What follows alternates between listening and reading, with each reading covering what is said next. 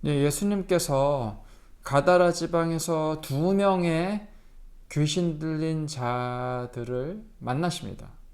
그래서 바로 고치셨어요. 귀신을 내어 쫓아 주셨죠. 근데 만났을 때 아주 지극히 사나웠다라고 말을 합니다. 귀신 들린 자를 저는 사실 만나본 적은 없습니다.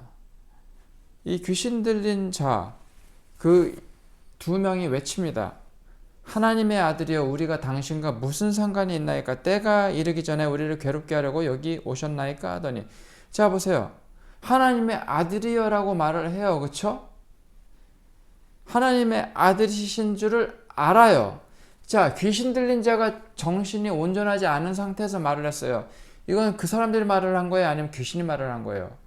자, 그 사람들 안에서 귀신이 말을 한 거잖아요. 그쵸? 귀신은 예수님께서 하나님의 아들이신 것을 알고 고백해요. 근데 이게 신앙의 고백은 안 된다는 거죠. 그렇죠? 하지만 마귀는 하나님의 아들이신 예수님의 존재를 알고 있습니다. 마귀가 이렇게 외친 거예요. 그래서 이 때는 뭡니까? 때가 이르기 전에, 이게 심판의 때거든요. 심판의 때가 이르기 전에 우리를 괴롭게 하려고 여기 오셨습니까? 이렇게 말을 하고 있죠.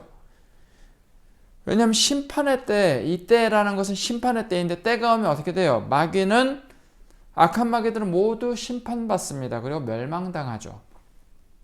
근데 아직은 자기네 때가 아니라고 생각을 했던 거죠. 그렇죠?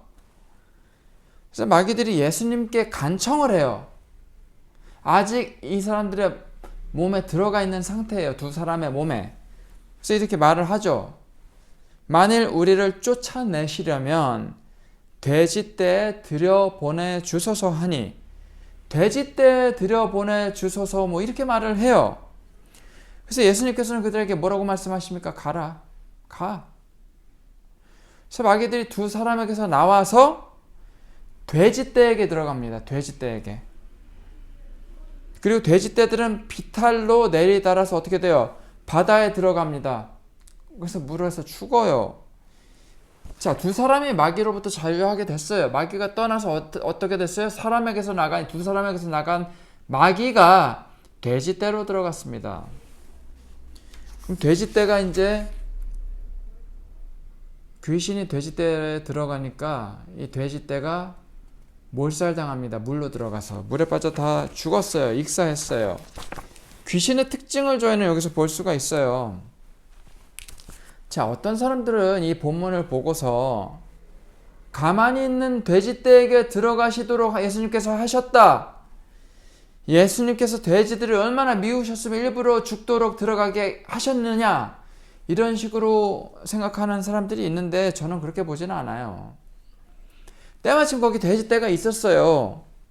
근데 마귀가 마침 자기가 나가기는 나가되 돼지떼라도 들어가게 해주세요 라고 했단 말이에요. 그래서